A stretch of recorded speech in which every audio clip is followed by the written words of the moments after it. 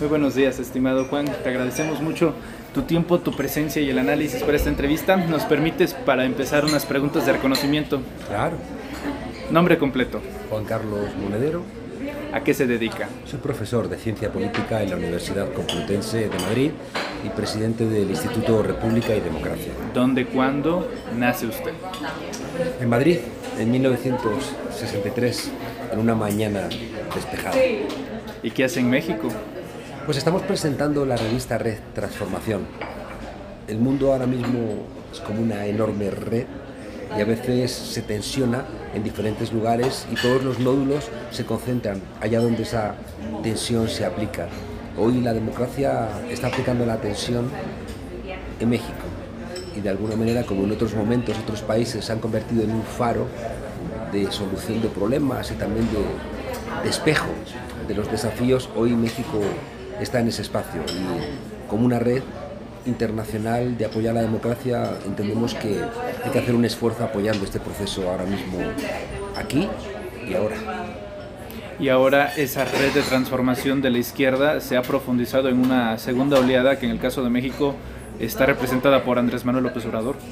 México se ha incorporado al siglo XXI tarde, en 2018, y también se ha incorporado en esa tardía llegada a la democracia a los países que de alguna manera están avanzando. Creo que con la llegada de López Obrador al gobierno se también celebra una suerte de segunda ola muy peculiar, donde a diferencia de lo que ocurre en los demás países, donde se gana de una manera muy ajustada, donde se gana con frentes amplios, donde no hay mucha claridad ideológica y por tanto tampoco hay claridad organizativa, donde la derecha sigue teniendo fuerza, donde hay un corrimiento muy evidente de la derecha hacia la extrema derecha, como el caso de Brasil, de Ecuador, de Chile. Aquí en México se ganó de una manera muy holgada. Hay un movimiento social que viene desde el año 88, que da lugar a un movimiento político y que por tanto expresa una fuerza que no solamente es partidista ni institucional, sino que también es popular. Y por tanto, ya digo, por todas estas circunstancias, ¿no?, de un liderazgo con mucha claridad, de una derecha descolocada, arrastrada, ¿no?, hacia el vertedero por el comportamiento del PRI y del PAN, ¿no?, que se expresa, bueno, pues el caso de García Luna es el más descarado, ¿no?, con esa ausencia de liderazgo en la oposición, ¿no?, y con esa contundencia por parte del gobierno de pelear lo que creo que son las 4 herramientas esenciales de la gramática neoliberal, que son la apertura de fronteras, es decir, los tratados de libre comercio, la venta de bienes públicos, la regulación nacional y la re-regulación, ¿no?, internacional, y toda esa cultura de vaciamiento fiscal. Todo eso se está revirtiendo aquí. Se está poniendo freno a esa soberanía internacional construida jurídicamente desde los años 70, siguiendo la estela del pensador Friedrich Hayek, el maestro de Milton Friedman, y que hacía que los países ricos europeos o Norteamérica pues, pudieran penetrar en México y vaciar industrialmente este país. Contra eso se está peleando, se está recuperando bienes públicos, trenes, empresas, la sanidad pública, la seguridad social. Se está volviendo a regular la economía nacional que se había desregulado y que permitía cosas insensatas, ¿no? No sé, que Monsanto pudiera vender sus transgénicos aquí, aunque eso supusiera el fin de las semillas mexicanas, o que una empresa transnacional pueda contratar al expresidente de México, ¿no?, que es quien conoce todos los secretos energéticos de este país, y de repente todo ese conocimiento que está sostenido porque ha sido el presidente de México lo traslada y se lo vende a una empresa transnacional de la energía, ¿no? Esas cosas de desregulación, que era de alguna manera entregar una patente de corso como a los piratas, a las multinacionales y a las grandes empresas, también se está poniendo fin. Y luego todo un intento que es lento, porque también es muy complicado, de terminar con las guaridas fiscales, mal llamados paraísos fiscales, con todos los entramados financieros que hacen que los ricos y las empresas no paguen impuestos, y también, bueno, pues que los ricos se puedan escamotear, ¿no? Que puedan eludir sus responsabilidades fiscales y no colaborar al desarrollo de este país. Todo eso, ya digo, genera una agenda post-neoliberal que sitúa a México no como la vanguardia de la izquierda, no como la vanguardia de un gobierno luminoso que marca el rumbo del siglo XXI, sino como el gobierno por excelencia que está peleando contra el modelo neoliberal, es decir, el gobierno por excelencia post-neoliberal y diría también post-narcogobierno, ¿no? Y solamente esas dos cosas, ¿no? El que este gobierno no esté ya vinculado al narco, que este gobierno no haya perpetrado ninguna matanza como ha ocurrido en los gobiernos anteriores, que este gobierno tenga una lucha decidida contra los casos de corrupción que tienen lugar dentro de las propias instituciones, y después, ya digo, toda esa política decidida contra los principios neoliberales es lo que hace que México esté en la diana de los poderes oligárquicos mexicanos, latinoamericanos y mundiales. Correcto. En los últimos 40 años, los presidentes de México o eran egresados de las universidades no nacionales, sino Harvard, Yale, UCLA, en algunos casos Oxford, y siempre se vendió la idea del modelo tecnocrático, así se le llamó a este grupo, fortalecido en el neoliberalismo con Miguel de la Madrid y Salinas de Gortari, hombres mexicanos que venían del extranjero a traer ese conocimiento implantado al Estado mexicano. Pero viene López Obrador, que no va ni a Yale, ni a Oxford, ni a Harvard, ni a ninguna de estas universidades, no viene ninguna, vamos a decir, un ápice de la academia que tuvieron estos presidentes, y una de las principales críticas es la procedencia, el origen, Tabasco, incluso llevándose a ganar adjetivos bastante tristes, clasistas, el indio de Macuspana o el macuspánico, el tabasqueño, el indio ese que viene del sureste, y en realidad es donde nace el México profundo, la civilización olmeca. ¿Tú cómo entiendes este contraste de aquellos que subestiman a personajes, a mujeres y hombres que vienen aparentemente de la nada, pero que terminan conociendo los estratos sociales mejor que aquellos que fueron a estudiar a universidades del extranjero? Uno de los principales problemas en nuestros países es cuando la construcción del canon queda en manos de unas élites que en ese propio canon están impidiendo que las mayorías puedan tener acceso a una vida más digna, menos amenazante, menos preocupada, ¿no? Ese canon está en la literatura, está en la filosofía, está en la historia, y es lo que se enseña a los niños en las escuelas, es lo que reproduce los medios de comunicación, es lo que reproduce las universidades.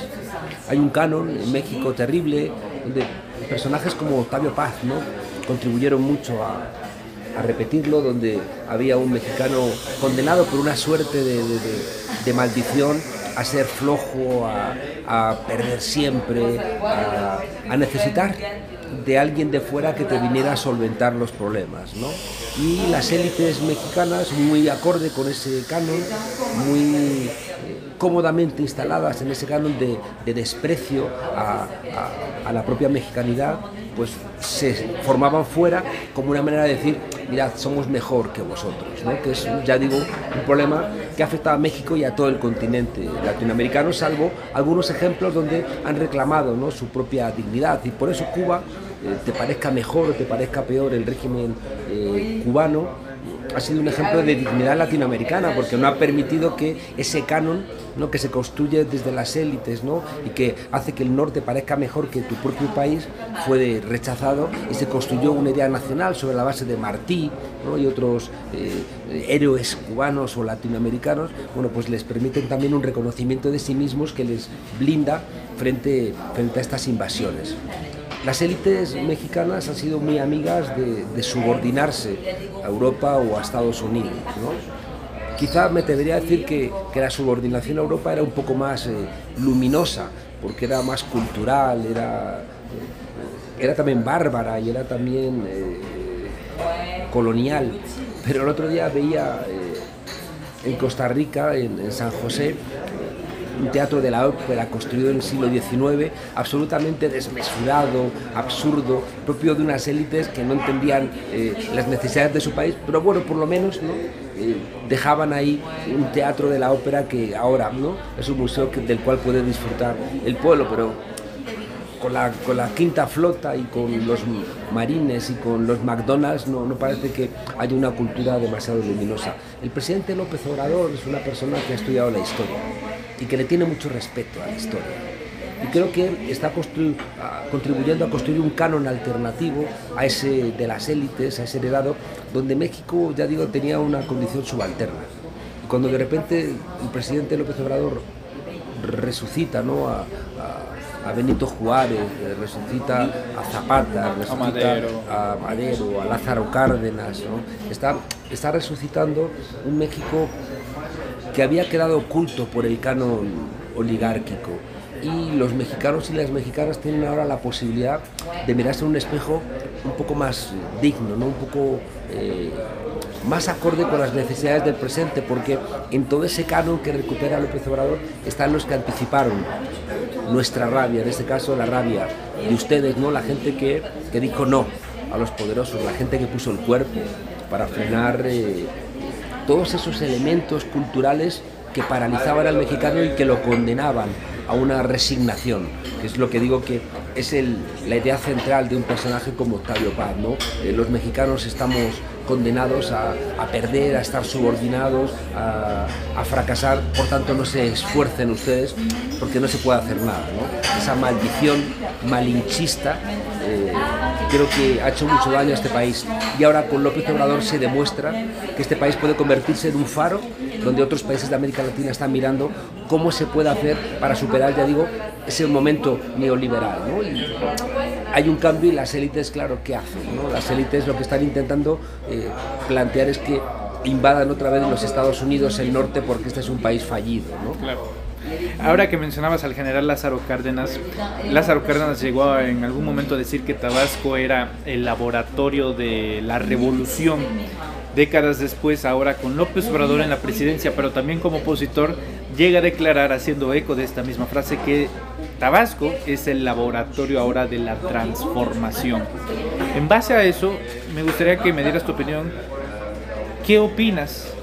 ¿Qué analizas en la figura del secretario de Gobernación, de Adán Augusto López Hernández, que es paisano, que es, pues no, con nacional no se puede usar ese término, pero sí del mismo lugar donde emana López Obrador, y que de alguna manera logra entender un vínculo más profundo que el de la ideología política, sino el de la raíz de ese México profundo, de ese Tabasco profundo del que hablábamos hace unos momentos, que lo lleva a convertirlo en el número 2, en el secretario de Gobernación, en el segundo hombre más poderoso del país, el hombre que tiene que gestionar la política interior de toda una nación, y también en el entendido de la sucesión presidencial. ¿Coincides en esa parte de los laboratorios, de las revoluciones, de la transformación que se encuentra geográficamente en el estado de Tabasco? ¿Cómo entiendes tú esa parte? En la historia de España, todos los procesos democratizadores han venido de los municipios y de la periferia. Es decir, que las grandes transformaciones en España siempre han sido impulsadas por esos ámbitos donde no estaba el poder concentrado, donde no estaban las instituciones, las jerarquías eclesiásticas, bancarias, militares, y que permitieron, ¿no?, desde esa mayor libertad, pues poner en marcha procesos republicanos, federales, democráticos, sociales, que desde el centro estaban incapacitados.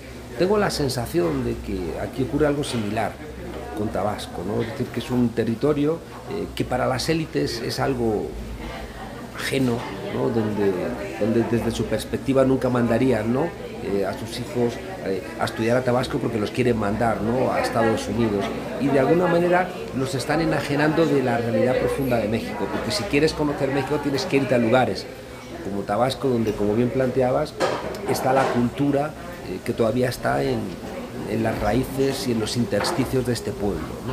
Creo que el hecho de que López Obrador venga, ¿no?, de ese sur con tanta identidad es lo que ha permitido aquello que leí una vez en una pared que decía: no sabía que era imposible, fue y lo hizo, ¿no? Entonces quizás solamente por no ser de la Ciudad de México, no sabías que era imposible, fuiste y lo lograste, ¿no? Y es verdad que una de las cosas que estamos reflexionando es que tú no cambias un país en un sexenio, que a veces uno ve los titulares de la prensa y parece que se le está exigiendo al actual gobierno que en 4 o 5 años solvente lo que no ha solventado ni el PRI ni el PAN en 100 años, ¿no? Por tanto, el hecho de que haya una continuidad en esa lectura de México desde el sur tiene elementos que parecen cuando menos interesantes, ¿no? A los cuales uno debiera prestarle atención.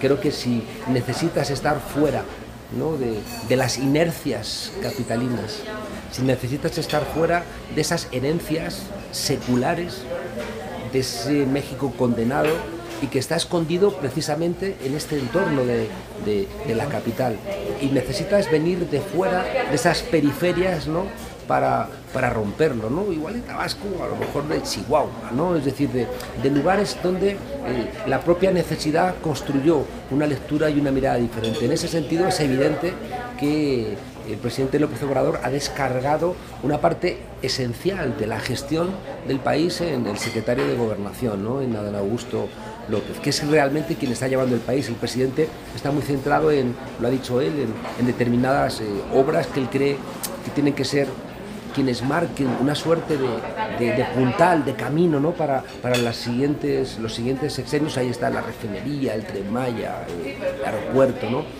Grandes obras que han marcado un significado diferente de hacer las cosas, ¿no? Que si uno agarra cada una de estas grandes apuestas y ahí aparece la soberanía energética, la recuperación de lo público, la integración del territorio, la no dependencia de fuera. Esas cosas, ya digo, que concentran una buena parte de la energía del presidente López Obrador, descarga en Adán Augusto López la responsabilidad de todo el país. Y hay una cosa que a mí me parece muy interesante. Adán Augusto es una persona que tiene un proyecto de país, porque tiene el país en la cabeza. Y Adán Augusto es verdad que tiene sensibilidad para los problemas del agua en Aguascalientes o Nuevo León, es consciente de los problemas en la frontera, y también lo vemos que vaya a solventarlo. Es una persona que está logrando la integración de los gobernadores en la lógica, ¿no?, política, frente a esa fragmentación histórica que tenía los gobernadores, como que parece que no jugaban al juego político y funcionaban como una suerte, ¿no?, de señores feudales, diríamos en Europa, ¿no?, de caciques locales.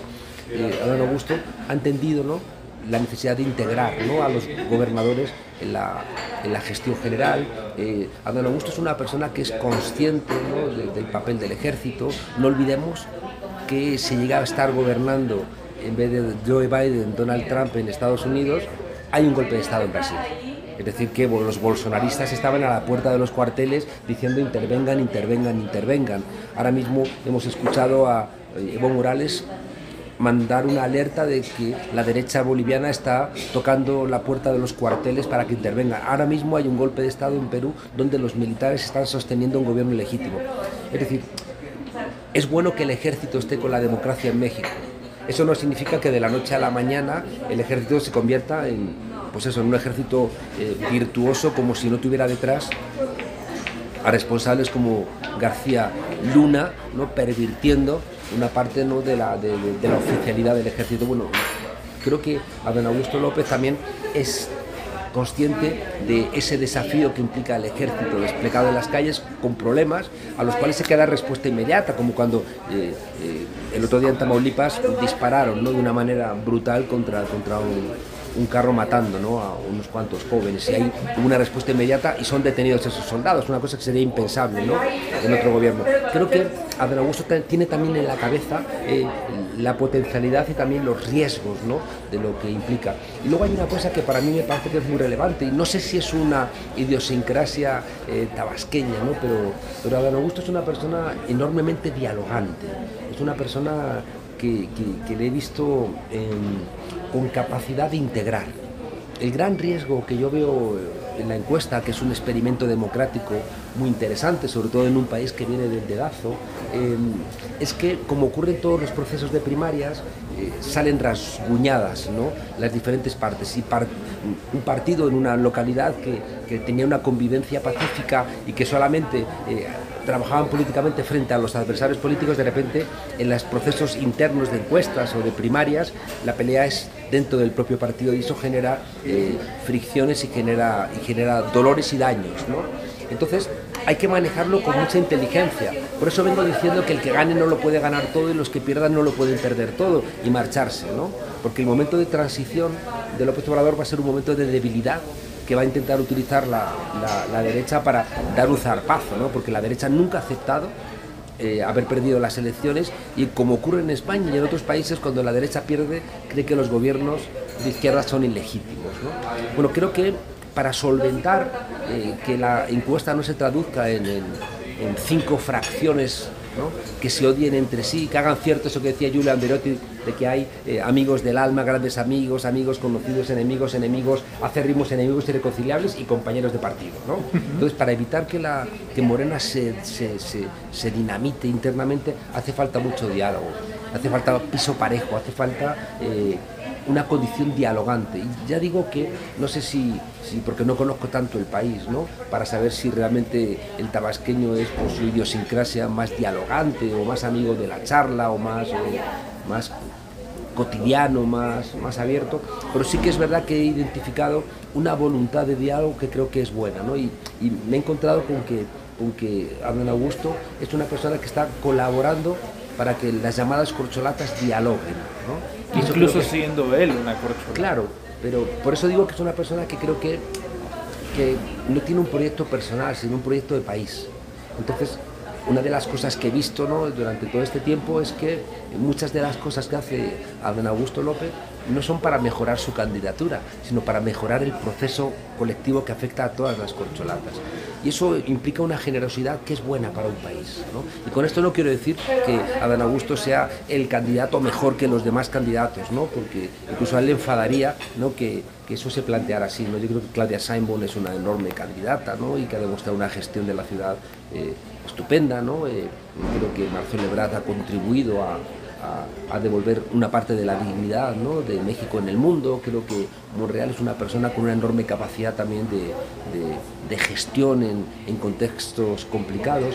O sea, creo que, a diferencia de otros países donde la ausencia de un gran liderazgo genera un vacío, ¿no?, irreconciliable, aquí de momento hay 4, quizás 5 candidatos con 5 corcholatas que demuestran también la vitalidad del país.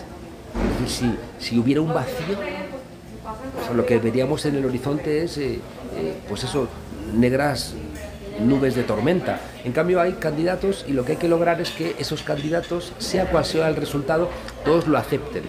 Y creo que también es importante ir colocando las bases, los ladrillos, ¿no?, para entender que quien gane debería contar con el resto de los candidatos, y los que pierden tienen que tener la conciencia de que por perder no han perdido todo, ¿no?, y que vayan a probar fortuna a otros lugares con la política. Bueno, ya digo, esa tarea de diálogo, ese momento positivo de que haya tantos candidatos, tiene que garantizar un piso parejo, como dice el presidente, y tiene que garantizar fair play, unas reglas del juego positivas para todos, ¿no?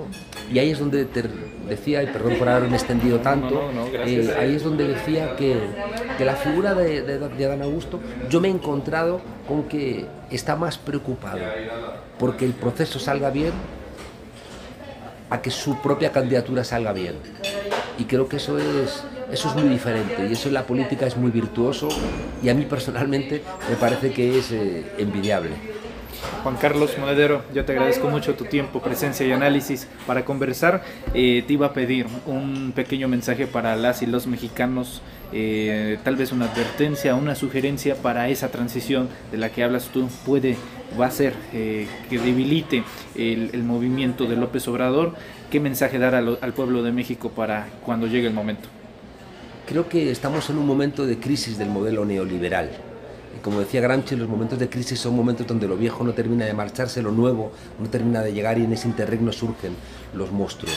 Este capitalismo en crisis se está expresando en la incapacidad de dar respuesta al calentamiento global, en crisis migratorias, en una guerra ya en Europa, en el hundimiento del sistema financiero otra vez, ¿no? Después de la crisis de 2009, otra vez, ¿no? Apenas una década después se hunde el Silicon Valley, el Signature Bank, está afectando al Credit Suisse, está otra vez amenazando a todo el sistema financiero mundial, ¿no? Entonces, esta crisis del modelo neoliberal implica que su condición de moribundo nos hace saber con certeza, no digo querer, sino saber que va a morir matando.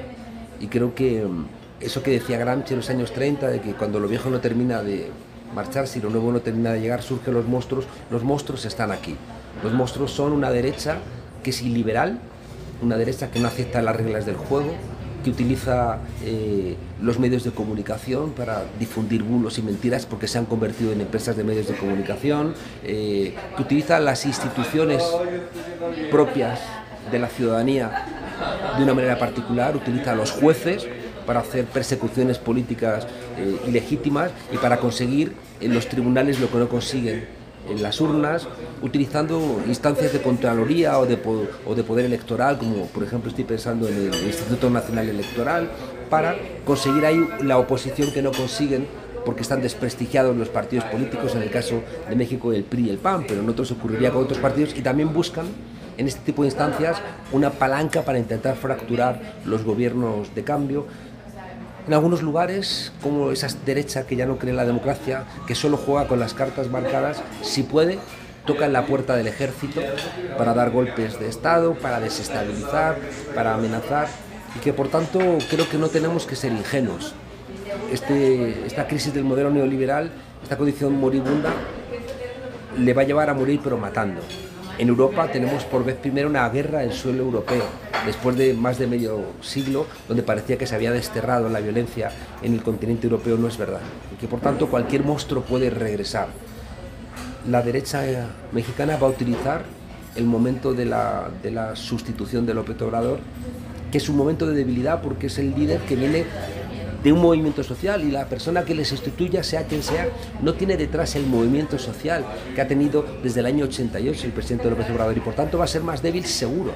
Y por tanto el llamamiento es que Morena no salga debilitada de este proceso y que la ciudadanía entienda que si quiere salvaguardar los logros de un proceso que no se solventan en un sexenio ni en dos, que hemos visto en Brasil, lo hemos visto en Argentina, como después de una década de gobiernos de izquierda, un año de gobierno de Bolsonaro, un año de gobierno de Macri ha desmantelado los logros y ha, por ejemplo, regresado a cifras de la pobreza de 10 años atrás, en un solo año, ¿no? Y que, por tanto, si alguien quiere consolidar las ventajas de este país, es muy relevante que acompañe este proceso, que invite a que la discusión interna no se convierta en enemistad, que se exija que realmente el piso parejo se cumpla, que nadie juegue con ventaja, que se aproveche este proceso democratizador que significa la encuesta para que realmente haya como puntos de asunción de que hay cosas que nunca deben ser de otra manera. Es decir, que se consoliden este tipo de comportamientos para que no regresen, por ejemplo, los dedazos, ¿no?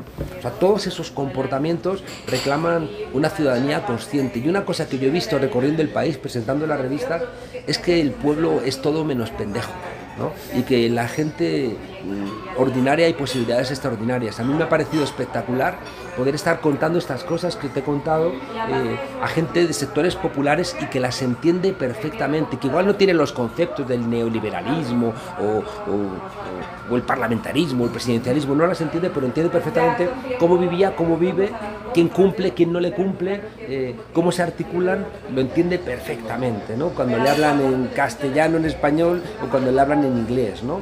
Y por tanto creo que este momento dulce, democrático que vive México hay que cuidarlo, ¿no? Y entonces mi llamamiento sería a todas las mexicanas y mexicanos que entiendan que queda mucho, que en 4 años no se cambie un país, que siga habiendo mucho priismo sociológico.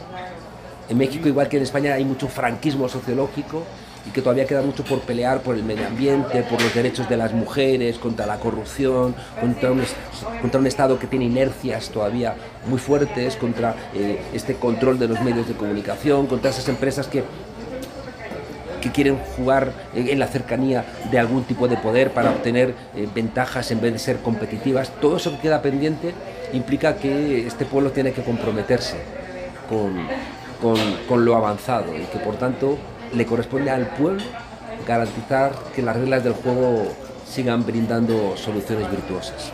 Un pueblo politizado. Profesor Monedero, muchas gracias. Un privilegio. Gracias.